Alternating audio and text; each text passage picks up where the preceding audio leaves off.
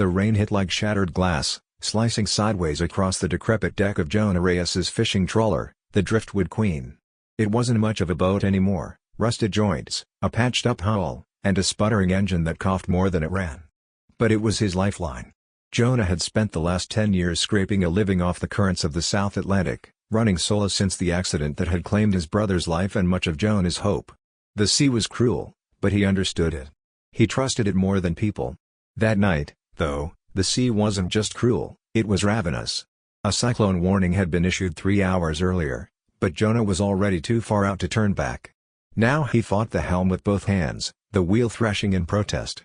Lightning fractured the sky, white and violent, followed by thunder that felt like cannon fire in his chest. He gritted his teeth, sweat and rain indistinguishable on his face, when his ancient radio crackled to life. Mayday! Anyone there? This is the Aurelia. Engine failure. Taking on water. Coordinates. Then static. Jonah cursed, turned the dial with practiced urgency, and heard only the storm's angry breath. "Rich kids and their daddy's yachts," he muttered. "Every storm, it's the same damn thing." But even as he said it, his hands moved, reversing course, redirecting his path toward the last known location of the call. That voice, female, scared but steady, had gotten under his skin. He followed his gut more than his instruments, keeping one eye on the waves and another on the faint flare he hoped wasn't a hallucination. Then, there it was, a yacht, luxury in white and gold, half-submerged and vomiting smoke from the lower deck. Its name shimmered faintly under the lightning's glow, Aurelia. Jonah squinted. A lone figure was gripping the railing near the bow, trying to deploy a lifeboat with hands that looked more like they belonged to a violinist than a sailor. She wore what had probably once been a designer blouse, now clinging like seaweed, soaked through. Her foot slipped. She screamed. Jonah didn't think, he just moved. He killed the engine, threw a rope over his shoulder, and dove into the black, frigid water. Debris slapped against his arms as he swam hard, teeth chattering, heart pounding. Oil slick coated the surface, and every stroke burned his eyes. She was barely conscious by the time he reached her. Her hands had given up their grip, and she was starting to slide toward the edge. Jonah wrapped an arm around her and kicked back, furious and desperate, lungs on fire. He wasn't going to let another soul drown. Not this time. They collapsed together on the deck of the Driftwood Queen, coughing, gasping. The woman, girl, really, was unconscious, her ankle bleeding from a metal gash, lips stitched blue.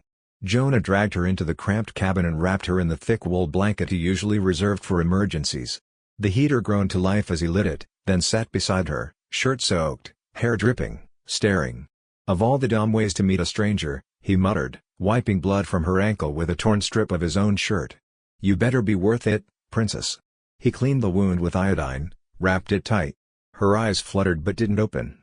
There was a gold pendant around her neck, tiny, subtle, expensive looking. "Figures," Jonah grunted. Another yacht brat pretending the sea's a playground. But he couldn't look away. Her face, even pale and soaked, had a kind of quiet strength. She looked like someone who'd been running from something. And now she was in his care, whether he liked it or not. The storm roared outside. Inside the cabin, time slowed. Jonah sat back against the wooden wall, watching the rise and fall of her chest, his thoughts drifting toward old wounds and people he couldn't save. He didn't even know her name. But for now, that didn't matter. The storm passed with the reluctance of a grieving ghost, dragging away the fury and leaving in its wake a fog of silence and salt. Morning came slowly, anemic light creeping through the cloud banks like a shy visitor. Inside the cramped cabin of the Driftwood Queen, Jonah Reyes sat on an overturned crate, his mug of weak coffee lukewarm in his calloused hands. His eyes, bloodshot and heavy, stayed fixed on the woman asleep on his cot. She stirred. It was slight, just a twitch of her fingers and the creak of the old mattress springs, but Jonah noticed. Her eyelids fluttered open, scanning the room in confusion before landing on him. "You're safe," he said gruffly. No smile. No welcome. She sat up slowly, her face twisting in pain as her injured ankle brushed the blanket. Her gaze flicked to the bandage, then to the chipped enamel cup of water beside her. Her brow furrowed. Where am I?" "My boat," Jonah replied, setting down his coffee. "And you're welcome." There was a pause. Thank you," she whispered, still disoriented. Her voice was softer than he'd imagined. Not the high-pitched whine of privilege, but something steadier. "Worn in." Jonah nodded once, then turned away. "You can stay a couple days. Harbor's still closed." Radio's toast. Someone'll come looking for you. She nodded too, rubbing her temples. I'm Evelyn, she offered quietly. Jonah didn't respond. By midday, she was up, limping, yes, but determined to move. Jonah had expected her to hole up and wait for a helicopter or private yacht to scoop her away. Instead, she hobbled onto the deck and asked if she could help with anything. Help? He raised an eyebrow, tugging at a net half filled with seaweed and plastic. You're kidding. I'd rather do something than just sit inside and spiral. Jonah handed her a scrub brush, expecting her to give up after 5 minutes. But she didn't. She cleaned. She swept. She rinsed out bait buckets, even tolerated the rank fish guts without gagging. And she asked questions, not the kind meant to flatter or impress, but the kind that showed she was actually interested. How do the tides affect your catch? What kind of nets are those? Why do you cast at dusk, not dawn? He answered with one-word grunts at first. But over time, her persistence wore him down. Especially when he caught her tying knots with startling precision, better than most deckhands he'd worked with. You've done this before, he muttered, narrowing his eyes. I studied ocean ecology, she said, adjusting a coil of rope. Fieldwork during college. Mostly offshore surveys and plastic recovery. Jonah didn't respond. But something in him shifted. That evening, the sky blushed orange and purple as they anchored near a reef Jonah liked to check for lost traps. Evelyn insisted on coming, despite her limp. He argued. She stared him down. I'm managing. And she did. But it wasn't until they both saw it, a sea turtle flailing against a mess of plastic netting, that he understood just how much she meant it. Before Jonah could stop her, Evelyn was already donning gloves, grabbing a utility knife, and slipping into the water. You don't even have a damn tether, he snapped, scrambling to follow. The current was tame, but Jonah's heart was pounding harder than it had during the storm. He dove in after her, panic and admiration warring inside him.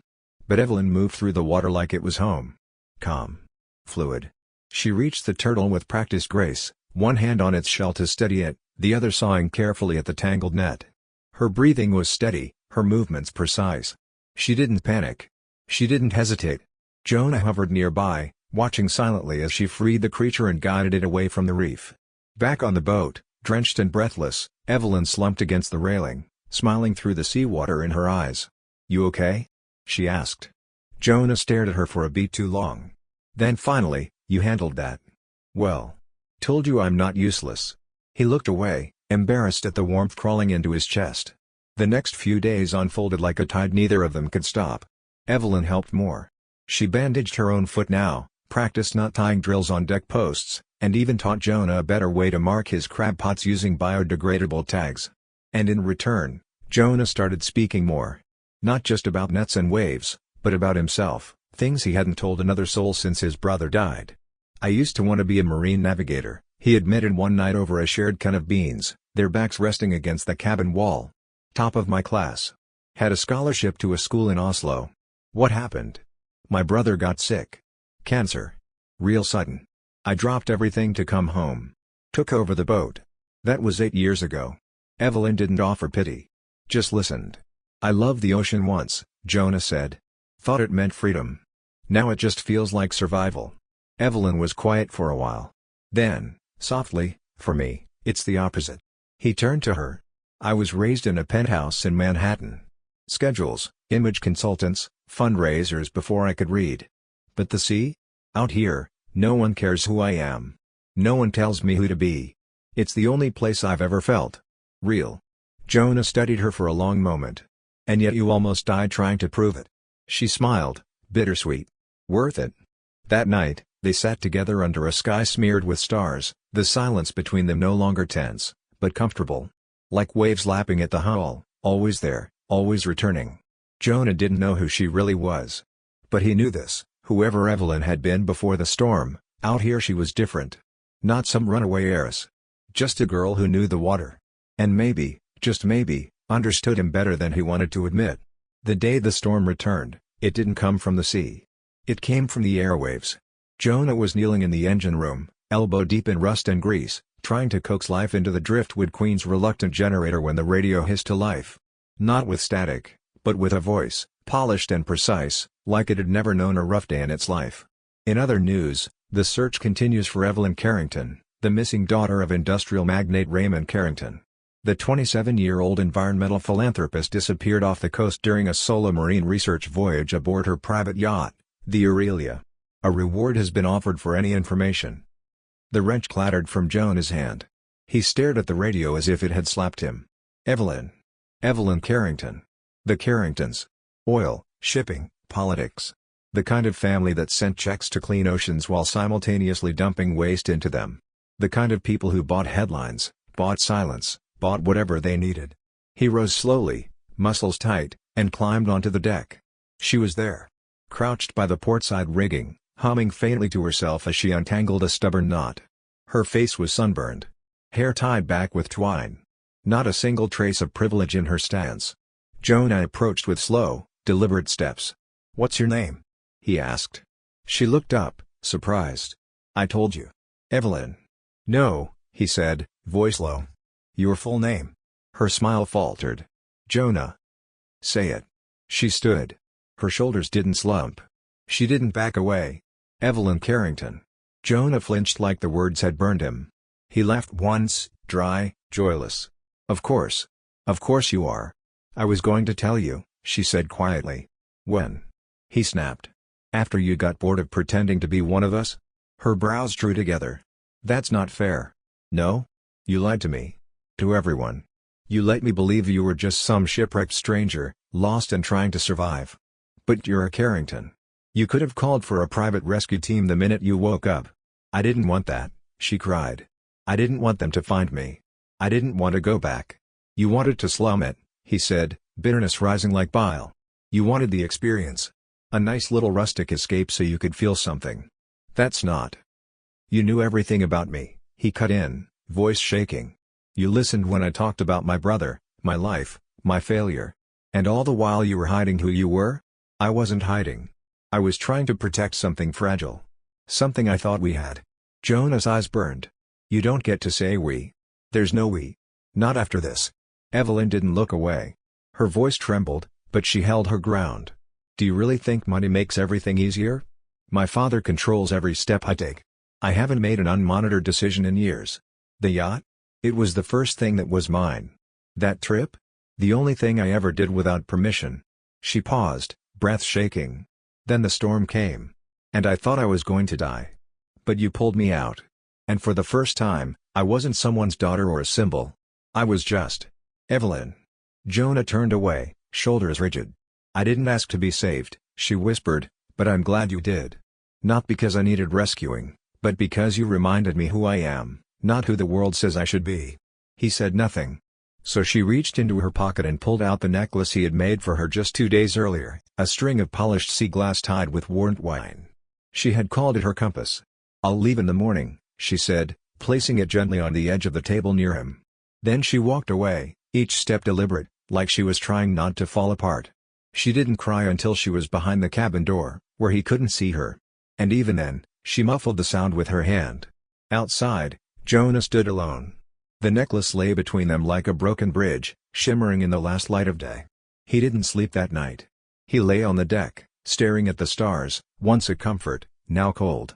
The sea rocked the boat gently, as if to mock his inner chaos. He'd been angry. Furious. Not just at her, but at the lie. The betrayal. But deeper than anger was something worse. Something gnawing.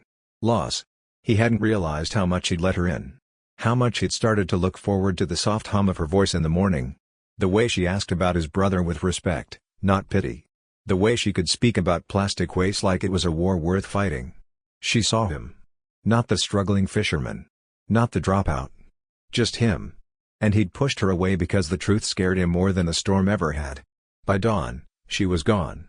He didn't chase her. He watched from the stern as her borrowed dinghy disappeared into the fog, arms crossed, face unreadable. He didn't wave. Didn't shout. But something inside him cracked as she vanished. Back in the city, Evelyn was met with fury, not relief. "You embarrassed this family," her father barked as she stepped into the high-rise penthouse. "There are headlines. Rescue costs. Investors questioning your judgment." "I was doing something real," she whispered. "No more field work," he snapped. "No more marine nonsense. You will return to the Foundation's board and restore our image." She stared at him, eyes hollow. And said nothing. Across the sea, Jonah went back to fishing. But everything had changed. The nets were heavier. The water colder. The silence unbearable. He couldn't look at the cove without seeing her. Couldn't haul a turtle from plastic netting without remembering the way she moved in the water, like it was home. And he couldn't throw away the sea glass necklace. So he didn't. Instead, he left it hanging on a nail beside the cabin door, waiting, though he'd never admit for what. Then one evening, as the sun melted into the horizon, a package arrived at the dock. No return address. Just his name, handwritten in dark ink. Inside was a notebook. Worn. Water-stained. Bound in twine. Sketches filled its pages, drawings of sea creatures, poetry, diagrams, moments. Him at the tiller. Her in the water. Their boat beneath a star-splashed sky. On the final page, a note. I saw the ocean through your eyes. I can't unsee it now. Thank you for reminding me what matters. Even if I never see you again, I needed you to know. You changed something in me. Maybe everything. Jonah held the page for a long time. And for the first time in weeks, the waves didn't feel so angry. The days passed like low tide, slow, pulling pieces of Jonah Reyes out with every receding moment. The fishing resumed, but it was no longer a calling, just a repetition.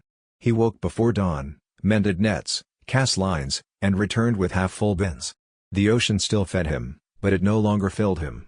Children from the village stopped visiting the dock. The community center they'd dreamed of turning into a marine education hub stayed locked. The reef cleanups they'd planned, he couldn't bring himself to organize them alone. She was gone. And though Jonah tried to convince himself it was for the best, the notebook she sent said otherwise. Her sketches haunted him.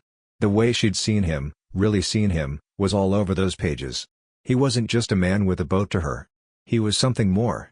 One evening, about 6 weeks after Evelyn had disappeared, he was hauling a crate of fish up the dock when a familiar shape came into view through the sea mist. Boots first. Mud splattered. Worn. Then a canvas satchel. A navy raincoat. Hair pulled into a braid. Her. She walked slowly. Not like a runaway, but like someone returning to a place where they'd buried something important. Jonah froze. His breath caught in his throat. He didn't move, didn't speak. She stopped a few feet from the boat. I came back, she said, voice steady but soft. Not to run. Not to hide. For the sea. And for what we started. Jonah's arms stayed folded across his chest. That project's dead. It doesn't have to be, she said. I want to rebuild it. With you. He squinted. Using your father's money again? No, she said, stepping forward. I sold my shares. Walked away from the Carrington empire. I have my own fund now. It's small. But it's clean. Jonah raised an eyebrow, skeptical but listening. I want to help your people, she said. Fishers. Students. Kids who've never seen a sea turtle outside of a screen. We can do this together. If you'll let me. I don't need a savior, Jonah said quietly. I'm not here to save anyone. Just to serve. Her words hung in the salty air. She reached into her satchel and handed him a folded envelope, an application for a local marine restoration grant. Already filled out. Signed. Backed with her name, but not her title. I've already rented a shack near the village, she said. I'll cook with the women. Clean nets with the crew. Work just like everyone else. Give me 30 days. If after that you still think I don't belong, I'll leave. Jonah said nothing. But he didn't tear the envelope. And that was enough. The next month transformed everything. Evelyn threw herself into the work. No cameras. No interviews. No name tags. She rose before dawn and joined the old fishermen repairing weather-worn sails. She helped cook for the school lunch program, slicing potatoes and laughing at the kids teasing. When the village needed supplies, she biked the 20 kilometers inland over dirt roads, alone, in the rain, once even with a flat tire. She launched reef cleanup days, inviting local children to snorkel and collect trash. She organized talks at the school, bringing in marine biologists and conservationists from nearby towns. She taught the kids to name fish species in both English and their native dialect. She taught Jonah too, how to run community grant writing, how to label marine zones legally for protection, how to set up a solar panel. In turn, he taught her to patch sails, to predict storms from seabird flight patterns, to pull crab traps without disturbing the kelp beds. They rebuilt the old dock together, side by side. The one that had collapsed in last year's monsoon. They didn't talk much about what had happened. Not yet. There was too much to do, and too much healing still underway. But something deeper bloomed between them, this time not from the rush of danger or a shared night in a storm, but from sweat, patience, and the quiet of working for something that mattered. And the village noticed. Children flocked back to the dock. Volunteers tripled. Jonah found himself speaking at council meetings, supported by Evelyn, who sat quietly in the back, never taking credit. Then came the blow. It started with a headline: Carrington heiress dating poor fisherman to rebrand eco-project. The article came with blurry photos, Evelyn handing out reef maps, Jonah laughing beside school kids, the two of them repairing a net shoulder to shoulder. It was printed by Ocean View Press, owned by one of Carrington Enterprises' rival conglomerates. The piece was brutal, accusing Evelyn of a PR stunt, of using the project to clean her image, of manipulating a grieving coastal community. The backlash was immediate. A village elder crossed her arms at Evelyn during a community meeting. "You used him," she said, cold and flat. "You used us." Jonah sat in silence. After the meeting, he found Evelyn packing supplies in the cabin's shed. "You should have seen this coming," he said, voice low. "I didn't leak anything," she replied, eyes red but calm. "I didn't know anyone was watching." "They always are," he said. "You said you walked away. But your name, your shadow, it's still here. It changes everything." She turned toward him, face drawn. "Do you think I'm lying? I think I don't know where Evelyn ends and Carrington begins." The words struck like thunder. She stepped back. "Is that really what you think?" Jonah didn't answer. Evelyn swallowed hard. "I believed in what we were doing. In what you were doing. I gave everything I had left. And I would again. But if you can't see me beyond my name, then maybe this isn't the place for me." She left that night. Quietly. No grand speech. No confrontation. Only a short note taped to the cabin wall. "Don't stop the work. It matters more than you know. I just hope one day the world sees you the way I did." Jonah found it the next morning. And though she was gone, he didn't erase her name from the grant documents. Didn't throw away her drawings. Didn't cancel the next cleanup day. But everything was harder. The kids stopped asking about fish species. The volunteers thinned. And the sea, once a bomb, now felt like a question he couldn't answer. Then, one day, an envelope arrived. No return address. Embossed seal. International Oceanic Conservation Forum. "You are invited to speak at the closing ceremony of our global gathering." Jonah stared. He hadn't applied. Hadn't nominated himself. But he knew who had. He folded the paper, set it down, and looked out over the morning tide. Maybe it was time to speak up. Not for her. Not even for himself. But for the work they started. The grand hall smelled of polished wood, coffee, and nerves. Jonah Reyes tugged at the collar of the only blazer he owned, navy blue, stiff at the shoulders, the tag still stitched to the inside seam. He stood just behind the curtain at the International Oceanic Conservation Forum, a laminated name badge pinned awkwardly to his chest. It read, "Jonah Reyes, Coastal Preservation Advocate." Advocate. He'd never been called that before. Volunteers buzzed around him. Scientists in sharp suits exchanged terms he didn't understand. Reporters glanced at him with the idle curiosity usually reserved for side stories. A woman with a clipboard approached. "You're next." 5 minutes. He nodded, palms damp. He hadn't written the speech. The organizers had sent him one, safe, full of statistics, with a few nautical metaphors thrown in for flavor. He held it now, pages creased from nervous fingers. Then he heard his name announced. Applause. The spotlight made him blink. He stepped onto the stage. Rows of faces looked back, dozens of them, maybe more. Journalists, academics, students, CEOs. He cleared his throat. Then folded the paper and slipped it into his pocket. "I was never supposed to be here," he began, voice rough, true. "I'm not a scientist. I've never written a grant. I don't know how to make a PowerPoint." A few polite chuckles. "I'm a fisherman. Been one since I was 17. Lost my brother to the ocean. Lost myself to it for a while, too." The room quieted. But then. Someone saw me. Not for what I lacked, or what I used to be, but for what I still could be. She reminded me that the sea doesn't just ache. It gives. Stories. Second chances. A place to begin again. He told them about the reef cleanups. The school visits. The days spent pulling plastic out of water that should have held only fish. He told them about the children who learned to name coral by touch, not from a textbook. He told them about Evelyn, without saying her name. "She taught me the ocean doesn't care where you come from. Only what you're willing to give back." The room held its breath. "I pushed her away," he said, voice soft. Because I thought I wasn't enough. Because I thought love couldn't survive the weight of the past. But the truth is, sometimes, the only way to survive the tide is to let someone swim beside you. The applause came slowly. Not loud. But real. Jonah stepped back, heart thudding. He didn't notice the woman standing in the wings, clutching a canvas satchel to her side. Evelyn. She had come. Not as Carrington's daughter, not as a guest speaker, but as someone who wanted to know if he still believed in what they'd built together. She watched him speak, tears glossing her eyes.